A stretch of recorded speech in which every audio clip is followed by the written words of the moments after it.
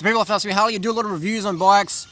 What do you think is the best bike for 2013? Now, I'm not paid by a Giant or anyone.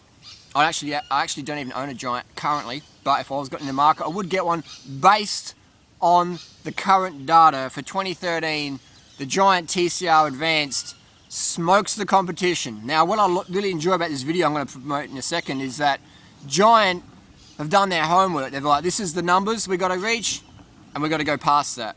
So check out this video. It's from Giant, and again, I'm not paid by a Giant to promote this. This is just my objective, personal preference putting it out there. But let the data steer you in the right direction.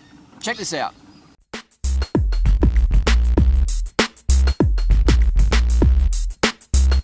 Hi, my name is John Swanson. I'm the Global Category Manager for the on-road bikes here at Giant. What we're going to talk about today are a couple of different things. One, we're going to talk about the control that we have in the manufacturing process. We're the only major manufacturer in the world who has control over their product from conception all the way through every level of engineering, prototyping, testing, and manufacturing, all the way to delivery to your door. The other thing we're going to talk about are some of the tests that we do.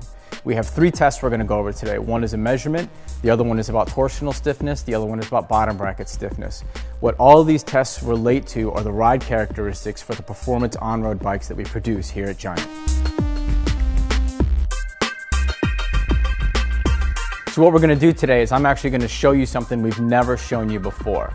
I'm going to show you all the results in detail, and it's going to list how we stack up against our relevant competitors in the world.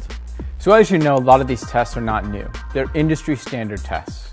But one of the things that's a little different that you'll see in our testing versus everybody else's testing, aside from some of the proprietary methods that we're using, like using the fork versus a steel bar, is that on everybody else's testing numbers, we're not included. Giant bikes are not there. The reason why is because the Giant bikes are superior. And the other guys' marketing departments can't figure a way around that superiority, so they don't include us at all. What we did is we actually went out and purchased all of our relevant competitors' frames. And when we bought these bikes, we took them all to our engineering department where they are then weighed. And what we weighed were equivalent sizes, full production paint and graphics, and all the relevant bits, meaning derailleur hangers, water bottle bolts, cable guides. We took all of those together and we added in 250 grams for a seat post in the case of a bike that's not an ISP like the TCR Advanced SL. By doing that, it levels the playing field. The first set of data we're going to look at is the weight data.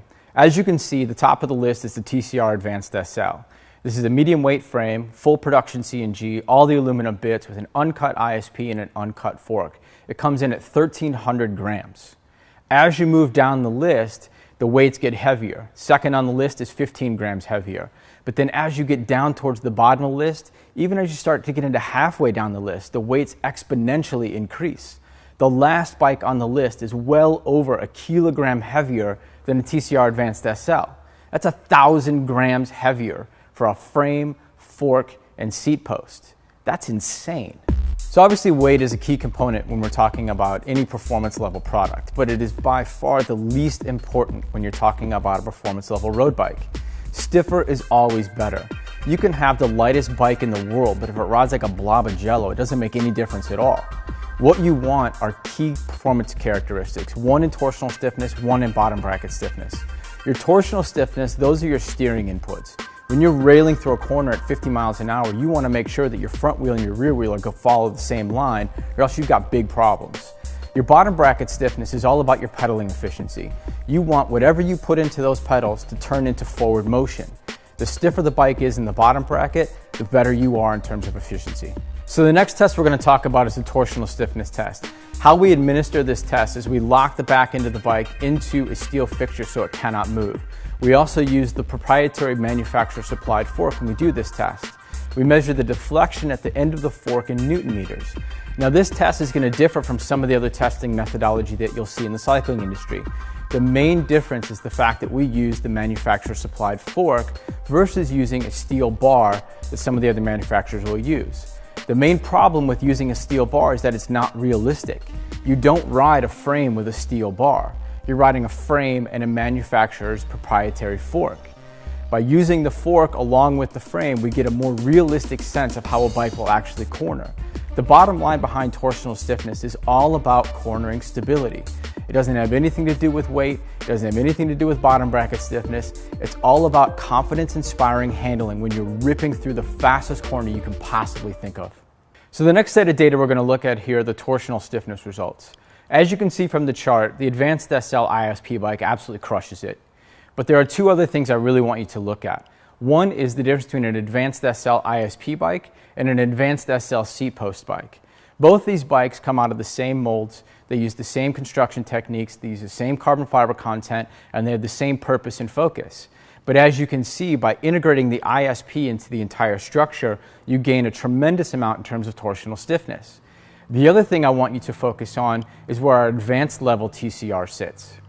Our mid-level product absolutely crushes a lot of our competitors' high-end product.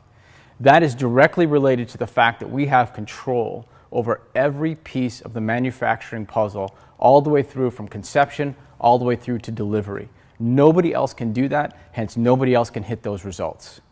So the next test we're going to talk about is the bottom bracket stiffness test. And how we set up and administer this test is the bike is locked into a steel fixture at a 10-degree angle. The rear dropouts and the fork dropouts are locked into the steel fixture so they cannot move. We then put in a steel fixture which simulates crank load. The crank arm is set down at a 45-degree angle, which is the highest point of power in any given pedal stroke. We apply pressure to the end of that crank arm, which then shows us the deflection in the bottom bracket, which we measure in Newton meters. So what does all this mean? When we take all these measurements, what we're doing is we're showing how stiff and how efficient the powertrain area is within a given bike. So here are the bottom bracket stiffness results. And one of the first things you'll notice is that we're not number one, we're actually number two. And we're okay with that. The reason why we're okay with that is that there's a certain point in which it doesn't matter anymore for bottom bracket stiffness.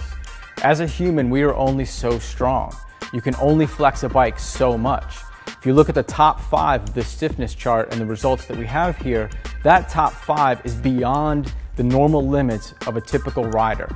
Anybody who could buy this bike won't flex the bike any more than what's shown in the top 5. If you want any more information on this, for more detail, please go to the Giant website. You can download everything that we've just talked about, testing methodology, the weight charts, the stiffness charts, both torsional and bottom bracket. Thanks for your time. So quite interesting video, wasn't it? I like how Giant's basically giving everyone the middle finger and said, hey guys, these are our bikes, this is the data, let the results be shown and known. So I think it's going to be great that they're raising the bar. Again, Giant's raising the bar again, pedaling stiffness, cornering stiffness, and weight. The 3 most important things for a road bicycle. I think it's fantastic that Giant's using social media to push this message out there, because it's going to get other manufacturers all stirred up and go, oh, it's not 1994 anymore, it's 2013, and social media, things like Strava, are changing the game. So Giant's really just raising the bar, attacking off the front and say, hey guys, can you keep up or are you going to get dropped? Now that's the question. It's going to be good to see what other manufacturers do now after 2013, how Giant's just smashed the competition to pieces, and it's just going to be, you know, all the jigsaw is going to have to be reformed. It's crazy how there's in cycling, it's so much on fashion versus function. But I think what Giant's doing now is they're promoting the function more than fashion. If you're into cool paint jobs and, you know, heritage and all that stuff, that's fine. That's fine, nothing wrong with that at all. But personally, I like a bike that's got performance. Function over fashion. If it looks cool, that's a bonus, but I want performance paramount. That's my first priority in a bike. So if people ask me, Harley, would you ride a Giant? Fucking oath I would. If I was in the market, if I had to buy a new bike today, I'd definitely grab a TCR Advanced SL. I'd go the ISP as well. That's my personal preference, based on the data. Test ride, then decide. Thanks for watching. Post your comments and questions down below. We'll see you on the road.